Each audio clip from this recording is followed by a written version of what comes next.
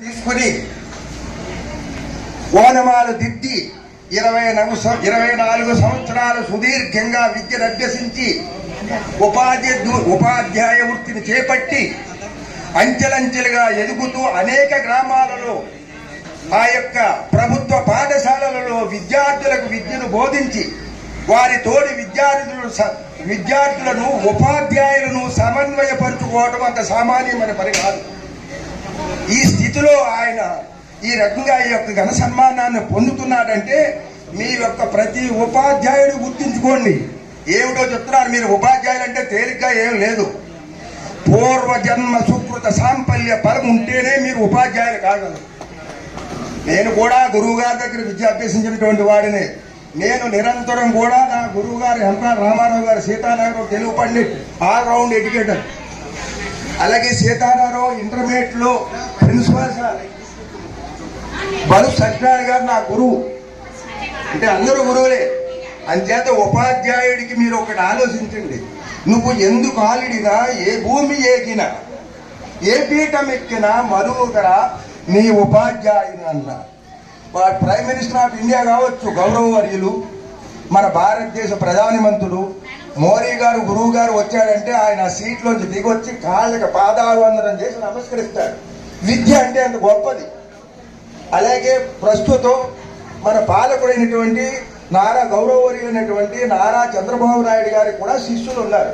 ఆయన గురువు గారు వస్తే లెగిసి వచ్చి ఆహ్వానించి వారికి టైం లేకపోతే వేరే దాని మీద ఉచితాసనం మీద కూర్చోబెట్టి పాదాలకు నమస్కరిస్తాడు శిష్యుడు.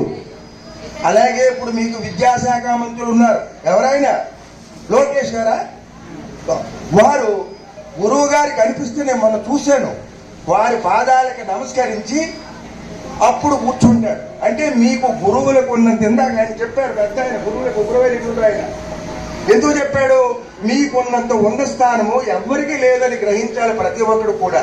మీరు చిన్నప్పుడు చదువుకునేటప్పుడు మాట విన్నారో లేదో, 5వ తరగతిలో ఏమన్నా పంతులు గారు మా అబ్బాయికి 2 ముక్కలు నేర్పండి అంటాడు.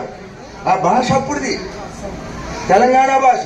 కొంచెం ఉన్నతమైన వాడే అంటాడు, ఏమన్నా మాస్టారు మా అబ్బాయికి అది విద్య బోధించండి అని మిమ్మల్ని ప్రాధేయపడతాడు. అంచేత ఇటువంటి విద్యనిచ్చినటువంటి మీ అందరికీ కూడా నేను అనేటువంటి శుభాకాంక్షలు తెలియజేస్తాను. అయితే ఇది తెలియజేస్తూ ఒక్క ముఖ్యమైన విషయం చూడండి, నేను చెప్తాను బాగా వినండి. అసలు విద్యార్థి ఉపాధ్యాయులు వారి యొక్క కాంబినేషన్ ఎట్లా ఉంటుంది?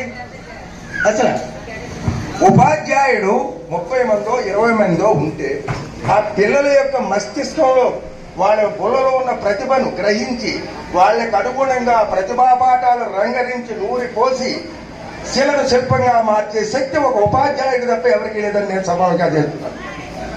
అయితే వీడు పెరిగి పెద్దవాడై ఉన్న స్థానాలను అధిరోహించి కలెక్టర్ అవ్వచ్చు. పెద్ద ఆయన ఉన్నాడు, టీచర్ ఆయన పెద్ద ఆయన ఉన్నాడు. అటువంటి ఆయన చెప్పాడు, ఏమని చెప్పాడు, ఉపాధ్యాయుడు ఎప్పుడు తృప్తి పొందుతాడా అంటే జీతం వచ్చినప్పుడు తృప్తి పొందడు. జీతం 70,000 80,000 ఎంతో కొంత వస్తాయి. ఇవాళ దేశం వచ్చిందని ఏ మాస్టర్ కూడా తృప్తి పొందడు నాకు తెలిసి. ఉపాధ్యాయుడి దగ్గర చదువుకున్న విద్యార్థి ఎవడైతే ఉన్నాడో వాడు ఉన్నత స్థానాన్ని ఆశ్రయించి ఆ గురువు గారి కనపడినప్పుడు వెంటనే లేచి గురువు గారి అని 2 చేతులు పట్టుకుని వారి పాదానికి నమస్కరించినప్పుడు ఈయన ఒక్కసారి రాయస్వామి రాష్ట్రాన్ని ఇలా కావాలనుకుంటాడు.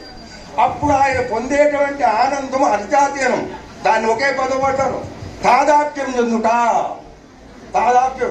చెరుగ్గర చూసిన వాడికి ఏం తెలుస్తుంది?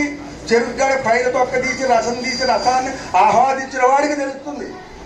వివాహం చేసుకున్న వాడికి చేయని వాడికి ఏం తెలుస్తుంది? వివాహం చేసుకున్న దాంపత్య జీవితం అనిపించిన వాడికి ఏదో తెలుస్తుంది. అది అంచేత మీ ఉపాధ్యాయులందరికీ కూడా ఇటువంటి మహోన్నతమైన స్థానాన్ని ఉచ్చరించి మా యొక్క గ్రామంలో సరస్వతి ఆలయంలో ఉన్నతమైనటువంటి ఉపాధ్యాయులు వచ్చారు. వారు కోరిన వెంటనే ఒక క్షణం కూడా మేము ఆలోచించాం, మీకు ఏం కావాలి మాకున్నతో చేసేస్తాం.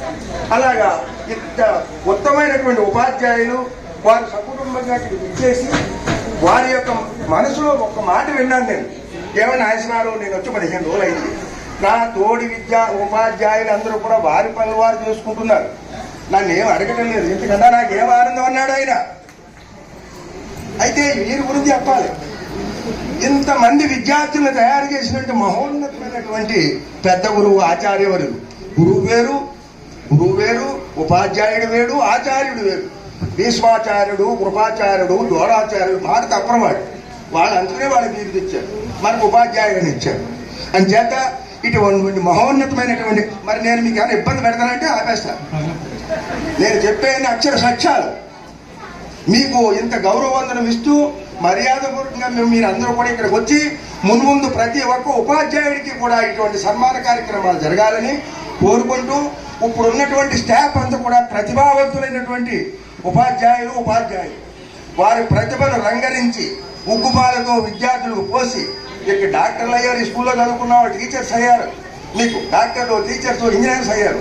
నా కాన్సెప్ట్ ఏంటంటే ఇక్కడ ఈ సంవత్సరం ఈ సర్వ మాస్టర్ వచ్చిన సందర్భంగా NIT, national institute of technology అంటే మీరు పాఠాలని మీరు అన్వయించి చెప్తారు, కానీ అది అలా కాదు, ప్రాక్టికల్గా చేసి చూపిస్తారు.